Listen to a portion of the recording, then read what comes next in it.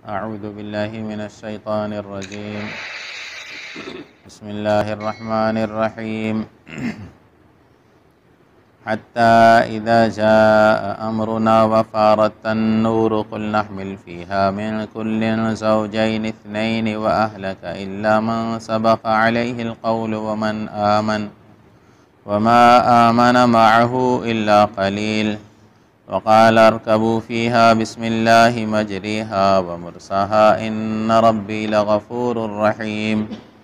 وهي تجري بهم في موج كالجبال ونادى نوح ابنه وكان في معزل يا بني اركب معنا ولا تكن مع الكافرين.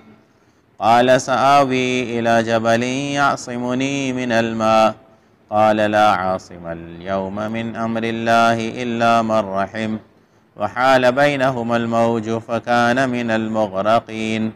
وقيل يا أرض ابلعي ماءك ويا سماء أقلعي وغيض الماء وقضي الأمر واستوت على الجودي وقيل بعدا للقوم الظالمين. صدق اللہ مولانا العظیم. سامعین گرامی، سورہ ہود کا یہ چوتھا رکوع چل رہا تھا. گزشتہ مجلس میں ایک دو آیتیں ہوئی تھیں. اب آگے اسی رکوع کا کچھ حصہ تلاوت ہوا ہے. سیدنا نوح علیہ السلام کا تذکرہ چل رہا تھا. ماضی کے واقعات قرآن پاک نے صرف مزے لینے کے لیے اور تاریخ کے لیے نہیں بیان کیے، بلکہ آنے والے لوگوں کے لیے درس عبرت اور سبق ہے. اللہ تعالیٰ کا ایک قانون ہے، اور وہ قانون ایسا ہے کہ کبھی بھی تبدیل نہیں ہوا.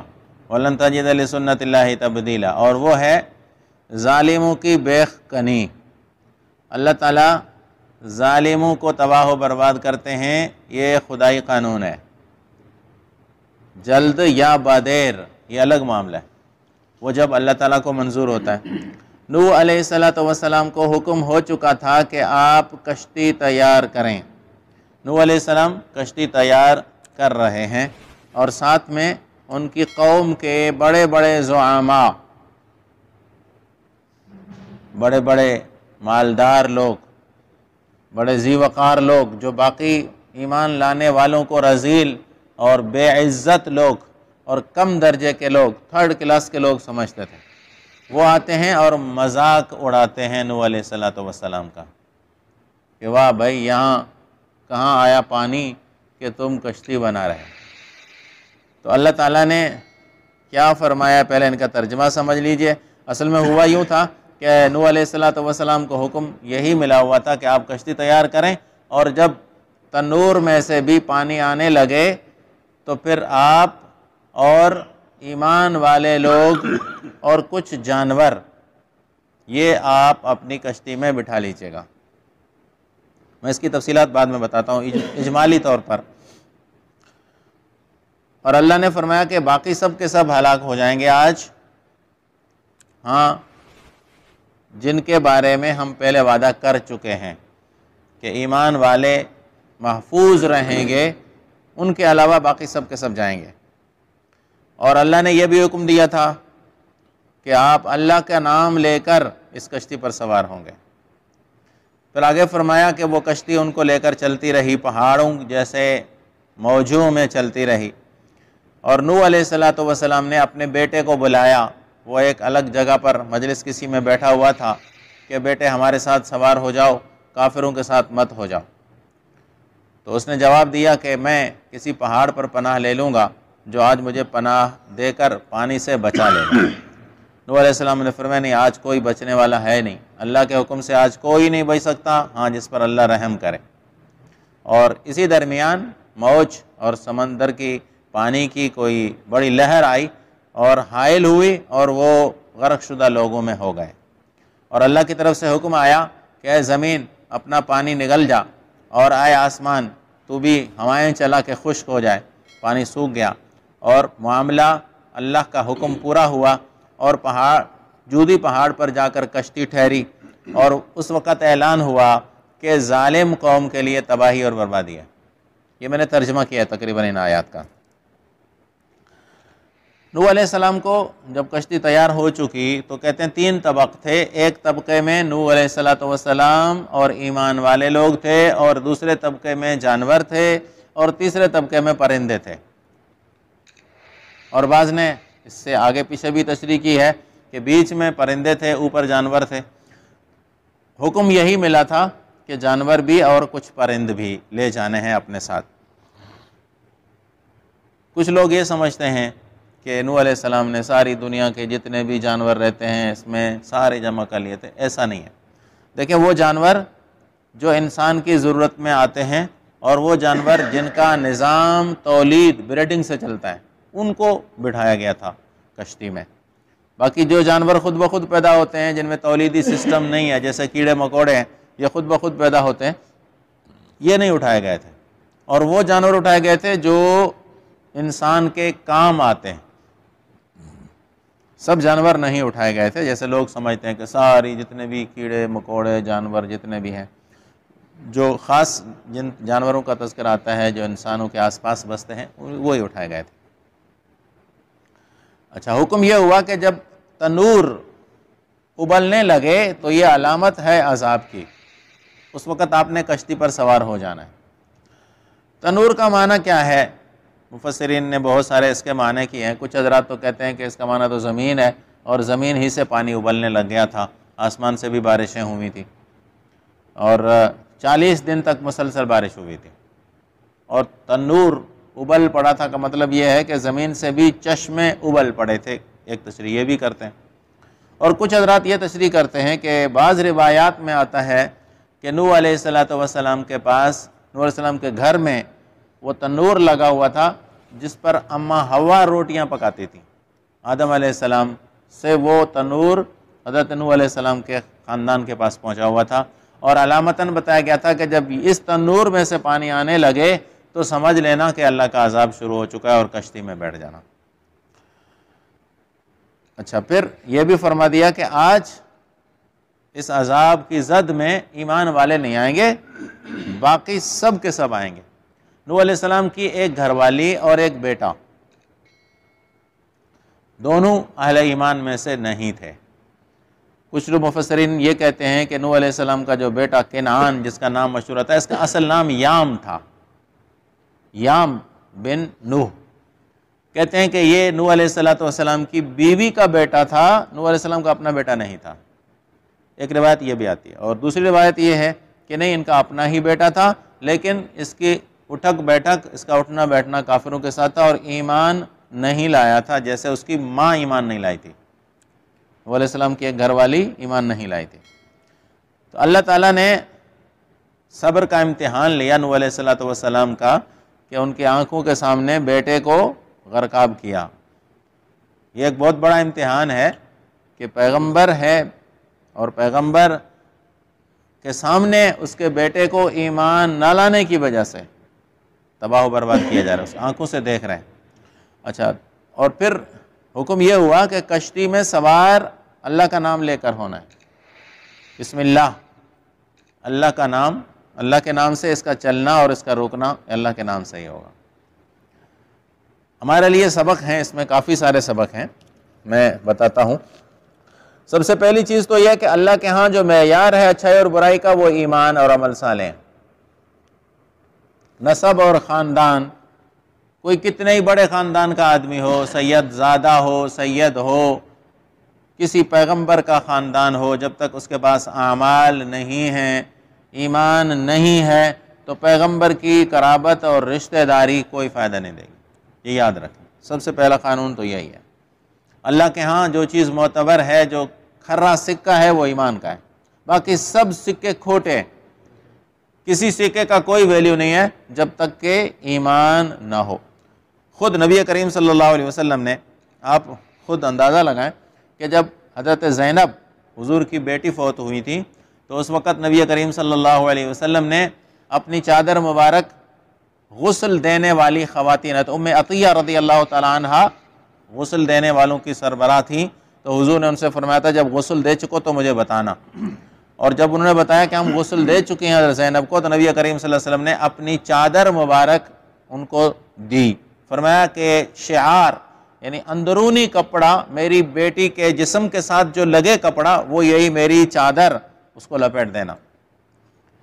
یہی چادر حضرت زینب کو لپیٹی گئی۔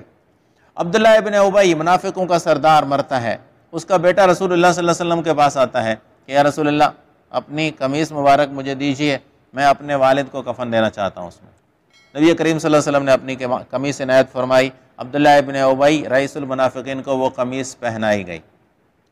لیکن پوری امت کے علماء، محدثین، فقہاء، مورخین سب متفق ہیں کہ حضور کی چادر حضرت زینب کو تو فائدہ دے سکتی ہے، حضرت زینب کو تو برکت اس سے حاصل ہو سکتی ہے، عبداللہ ابن ابی کو حضور کی قمیص مبارک سے کوئی فائدہ نہیں ہوگا، اس لیے کہ زینب رضی اللہ تعالی عنہا کا تعلق اور نسبت ہے، عبداللہ ابن ابی کی حضور کے ساتھ کوئی نسبت نہیں ہے، کوئی تعلق ہی نہیں ہے۔ جب ایمان ہی نہیں لایا تو اس کے بیٹے کا تعلق تھا، اس کی بنیاد پر حضور نے چادر دے دی۔ تو تبرکات، بزرگوں کے تبرکات ہم لوگ جو لیتے ہیں نا، کسی کے پیر میں کڑے پڑے ہوئے ہیں تو کسی کے ہاتھوں میں کڑے پڑے ہوئے ہیں تو کسی کے گلے میں کڑے پڑے ہوئے ہیں، جی اس سے ہمیں جب ماندو تم ہی سہیں جو کوئی سو لال شاہ باز تا آندو تم ہی سہیں داتا دربار تا آندو تم، یہ کڑے جو پہنتے ہیں یہ کڑے تو تب تمہیں فائدہ دیں گے نا جب تمہارا بزرگ کے ساتھ تعلق بھی ہو، بزرگ کے ساتھ کوئی تمہاری نسبت بھی تو جڑی ہوئی ہو نا۔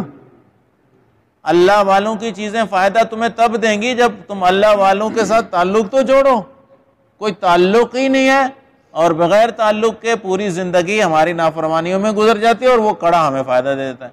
وہ کڑا بھی کسی موالی نے بنایا ہوا ہوتا ہے، وہ اہل ایمان کا بنی ہوئی چیز بھی نہیں ہوتی، تو کوئی فائدہ نہیں ہوتا۔ ہاں فائدہ ایمان میں ہوتا ہے۔ نبی کریم صلی اللہ علیہ وسلم خود مکہ مکرمہ جب اس نے حجۃ الوداع فرمایا تھا تو زمزم کا کین پانی کا بھر کر مدینے لائے تھے۔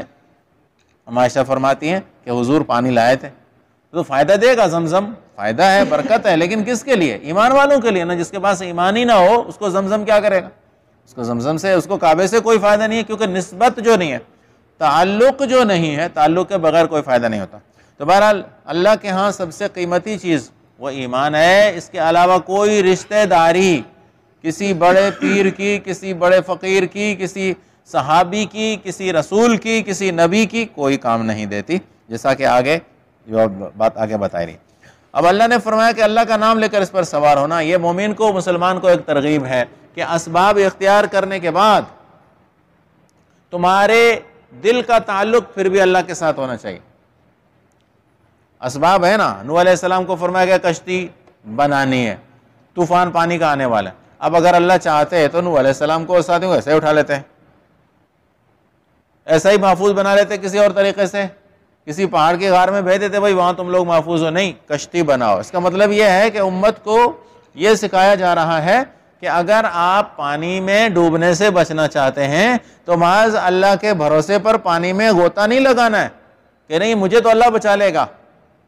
اللہ تو بے شک بچانے والا ہے، لیکن یہ پانی بھی تو اللہ نے ہی پیدا کیا ہوا ڈوبنے کے لیے، یہ ڈبونے کی صلاحیت پانی میں بھی تو اللہ نے رکھی ہے نا۔ تو اللہ نے ایک نظام سمجھایا کہ آپ کو سب سے پہلے وسائل اختیار کرنے، اسباب اختیار کرنے کے بعد بھی دل کا تعلق خدا کی ذات سے ہونا چاہیے کہ یہ اللہ کے نام سے چلے گی، اللہ کے نام سے ٹھہرے گی۔ خالی توکل کر لینا، اسباب کو اختیار نہ کرنا، یہ رہبانیت ہے، یہ اسلام نہیں ہے، اس کو رہبانیت کہتے ہیں۔ ایک آدمی کھاتا نہیں ہے، کہتا ہے مجھے اللہ خود کھلائے گا، میں قرآن پڑھ لیتا ہوں نا میرے لیے بہت ہے، یہ بے وقوفوں کی دنیا میں رہتا ہے۔ اس کو اسباب اختیار کرنے چاہیے۔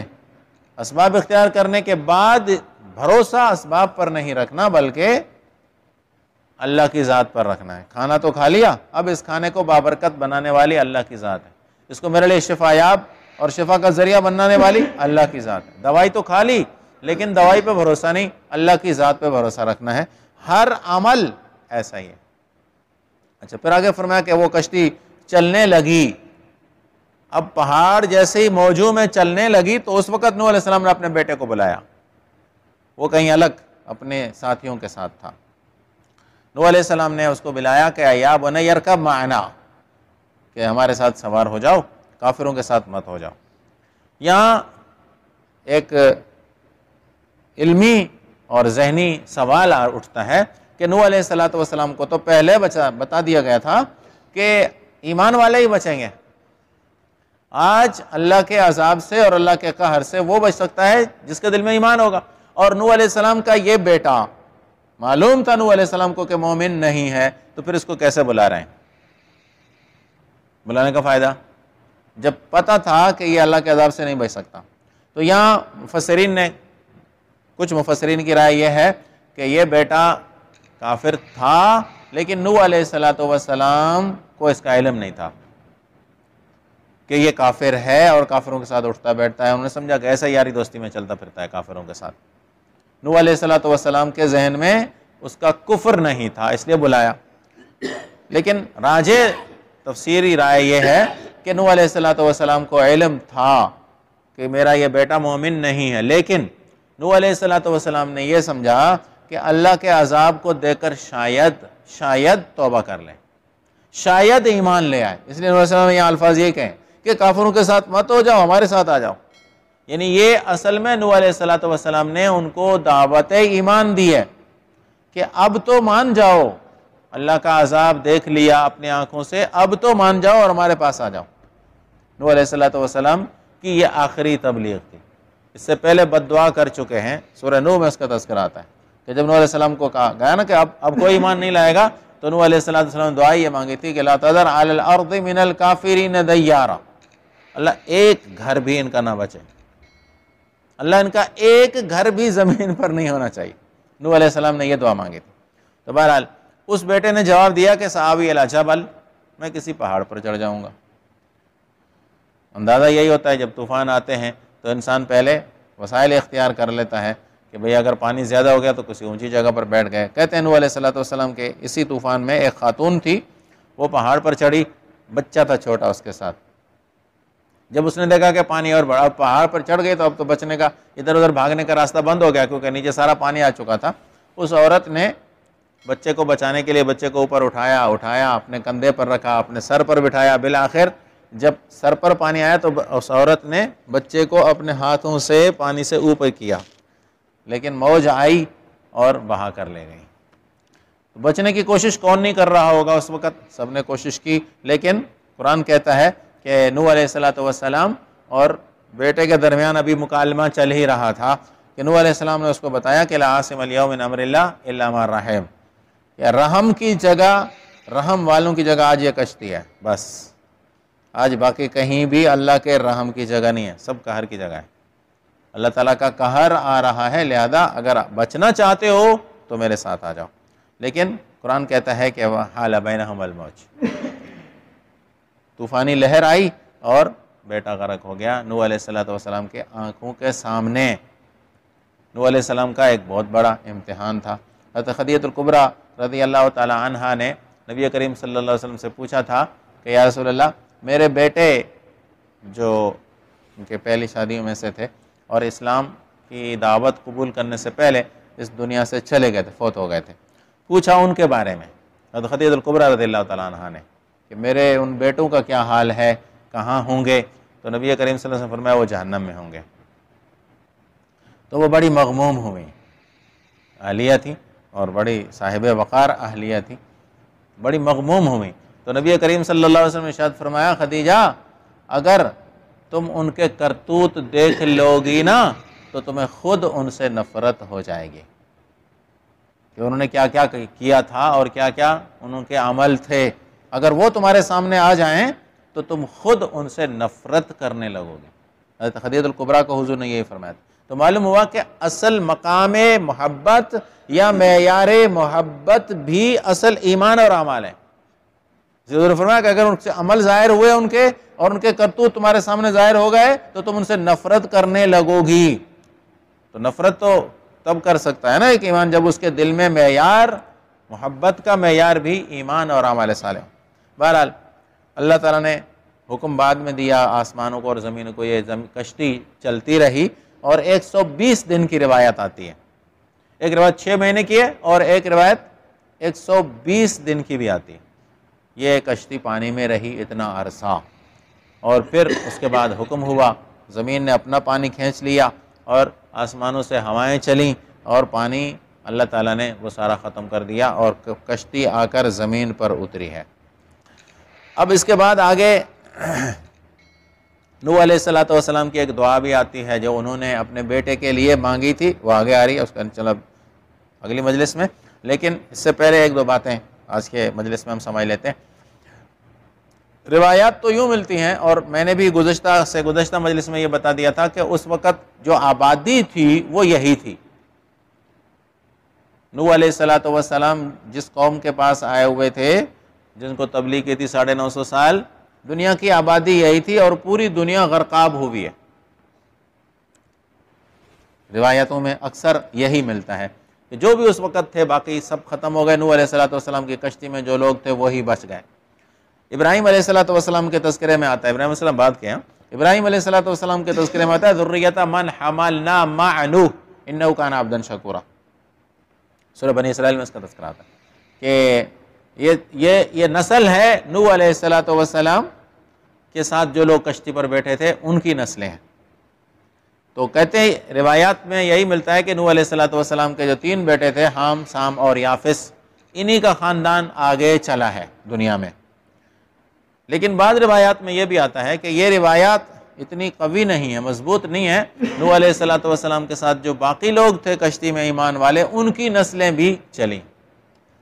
اور اس وقت باقی دنیا میں کیا تھا، دیکھیں ہندوستان کی تاریخ میں بھی، پرانی جو تاریخ ہے ہندوستان کی، تورات اور انجیل میں بھی یہ روایات ملتی ہیں کہ اس وقت باقی دنیا میں کہیں کوئی آبادی نہیں تھی، لیکن ہندوستان کی تاریخ میں آتا ہے کہ ہندوستان کہ یہ جو زمین تھی، یہ جو علاقہ ہے ہندوستان کا، یہ علاقہ طوفان نوح میں غرقاب ہوا تھا۔ اب نوح علیہ الصلوۃ والسلام جغرافیائی طور پر جس علاقے میں، یہ فرات اور نیل کے درمیان کا ایریا ہے، نیل اور فرات کے درمیان عراق اور موصل یہ علاقہ ہے، نیل اور فرات نہیں، دجلہ اور فرات، دجلہ اور فرات، نیل جو ہے وہ مصر میں بہتا ہے، دجلہ اور فرات کا درمیانی علاقہ تھا یہ، اور یہ دونوں دریا یہاں الگ ہیں عراق میں، آگے چل کر خلیج فارس سے پھر یہ دونوں مل کر سمندر میں گرتے ہیں۔ خلیج فارس میں یہ پھر ایک دریا ہو جاتا ہے، اس سے پہلے دو دریا ہیں پیچھے اور پہاڑوں میں سے نکلتے ہیں۔ تو کچھ لوگ یہ کہتے ہیں کہ ان 2 دریاؤں کے درمیان جو علاقہ جات تھے وہی تباہ ہوئے، لیکن باقی علاقوں میں اگرچہ پانی آیا بھی ہو، لیکن اس علاقوں میں پانی آنے سے تباہی کوئی نہیں ہوئی، کیونکہ آبادی نہیں تھی۔ دوسری چیز یہاں سمجھنے کی یہ ہے کہ اللہ تبارک و تعالیٰ کا جب یہ عذاب آیا تو اس عذاب میں تو بہت سارے بے گناہ بھی گئے۔ اب انسانوں کے ساتھ بہت سارے کیڑے مکوڑے، حشرات الارض، زمین میں جو چیزیں رہتی ہیں، بلائیں، مصیبتیں، بہت ساری ایسی چیزیں جو انسان کے کام میں نہیں آتا، بچھو ہے، سانپ ہے، پتہ نہیں کیا کیا چیزیں ہیں، یہ چیزیں یہ کیوں ماری گئیں، یہ کیوں ہلاک ہوں؟ ٹھیک ہے، یہ بھی ہمارے ذہن میں سوال اور خلش اٹھ سکتا ہے، تو اس کے جواب میں یہ بات ضرور سمجھ لیجئے گا کہ جب ہم ایک مکان بناتے ہیں نا،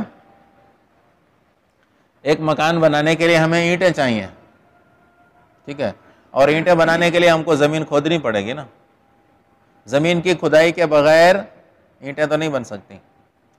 اگر ہم لوگ اپنے انصاف اور عدل سے کام لیں اور کہیں کہ زمین کو نہیں کھودنا ہے، زمین تو خراب ہو رہی ہے، تو گھر بن سکتا ہے۔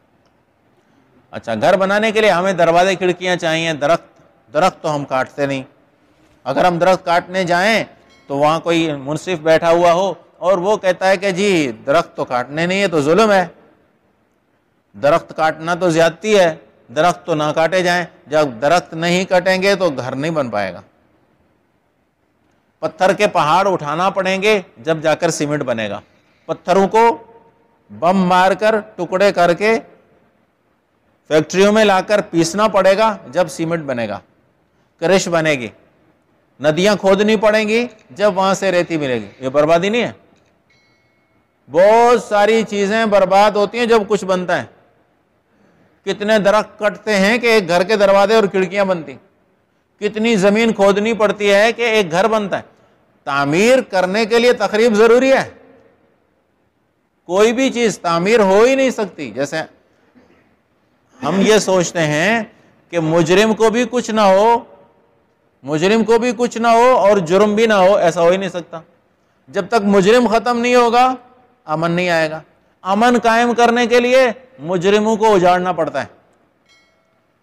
دنیا کی آبادی کے لیے شہر آباد تب ہوں گے، مکانات تعمیر تب ہوں گے جب کچھ علاقے اجاڑنے پڑیں گے۔ یہ تو نظام ہے، اس کے بغیر تو آپ کوئی چیز نہیں بنا سکتے۔ کپڑے کا سوٹ لے لیں، آپ تھان پورا لے جائیں درزی کے پاس، اس کو بولیں مجھے جوڑا سی کر دے دو، لیکن کپڑے کو کاٹو گے تو کپڑا خراب ہو رہا ہے۔ کاٹنا نہیں ہے، ہم کپڑا درزی کو کاٹنے اگر نہ دیں، وہ جب تک کپڑے کی چیر پھاڑ نہیں کرے گا تو ہمارے لباس تو نہیں بن پائے گا۔ اس میں سے کافی سارے ٹکڑے وہ ضائع کر کے پھینک دیتا ہے۔ ہم کہیں یہ نہیں ضائع بھی نہیں کرنا ہے تو سوٹ تو نہیں بن سکتا، تو آپ کا جوڑا تو نہیں بن سکتا۔ تو تعمیر جو ہے وہ تخریب کے بغیر تو ہوتی نہیں ہے۔ ہاں لیکن اللہ کا نظام یہ ہے کہ ظالموں پر عذاب، اور باقی جو ظالم نہیں ہیں ان پر عذاب کی شکل وہ نہیں ہوتی، ان کے لیے وہ عذاب نہیں ہوتا، بلکہ اللہ تعالیٰ ان کو ویسے موت دینی ہوتی، ان کو ویسے ہی موت دینی ہے، ان کو طبعی موت اس موقع پر آنی ہوتی ہے، وہ ان کو طبعی موت آ جاتی ہے۔ ہاں عذاب کی صورت میں ہلاکت وہ صرف ظالموں کے پاس آتی ہے۔ ایک ہی فیملی ہے، ایک ہی خاندان ہے جس میں 4 آدمی اللہ تعالیٰ کے عذاب میں مبتلا ہوئے، لیکن فیملی پوری گئی، تو باقی آدمی تو بیچارے چھوٹے بچے اس میں ہوتے ہیں، صغیر بچے ہوتے ہیں، معصوم بچے بھی ہوتے ہیں، نیک لوگ بھی اس کے ساتھ چلے جاتے ہیں، وہ ان کی اپنی طبعی موت ہوئی، ان کے لیے عذاب نہیں کہلاتا، ان کے لیے رحمت ہے۔ حدیثوں میں آتا ہے نا کہ نبی کریم صلی اللہ علیہ وسلم نے ارشاد فرمایا کہ بیماری مومن کے لیے رحمت ہے اور کافر کے لیے عذاب ہے۔ یہی چیز ایک ہی چیز ہے جو مومن کے لیے رحمت بن جاتی ہے، اور وہی ایک ہی چیز دوسرے کے لیے عذاب بن جاتی ہے۔ اگر بیمار ہوا اور ہائے وائے شروع کر دی، شکوے شکایتیں شروع کر دی تو عذاب ہے، اور بیماری آئی اور من جانب اللہ کی طرف سے سمجھا اور اللہ کا یاد کرتا رہا، اللہ کی طرف متوجہ ہوتا رہا، یہ بیماری رحمت ہے، اس سے درجات بڑھیں گے، ثواب ہوتا رہے گا، گناہ مٹتے رہیں گے۔ تو اسی طرح جب ظالموں پر عذاب آتا ہے تو اس کے ساتھ بے شک کچھ لوگ ایسے بھی ہوتے ہیں جو ظالم نہیں ہوتے، لیکن اللہ کا تو نظام ہے یہ کہ آباد کرنے کے لیے کسی چیز کو، دنیا کا بھی یہی نظام ہے کہ آباد کرنے کے لیے کچھ نہ کچھ کھونا پڑتا ہے، کچھ نہ کچھ برباد کرنا پڑتا ہے، تو اس میں کچھ چیزیں ایسی بھی ہیں جو بغیر اس جرم کے اللہ کے عذاب کی لپیٹ میں تو آ جاتی ہیں، لیکن ان کے لیے وہ چیز عذاب نہیں ہوتی۔ ایک ہی چیز ایک آدمی کے لیے عذاب ہے اور وہی چیز دوسرے آدمی کے لیے رحمت۔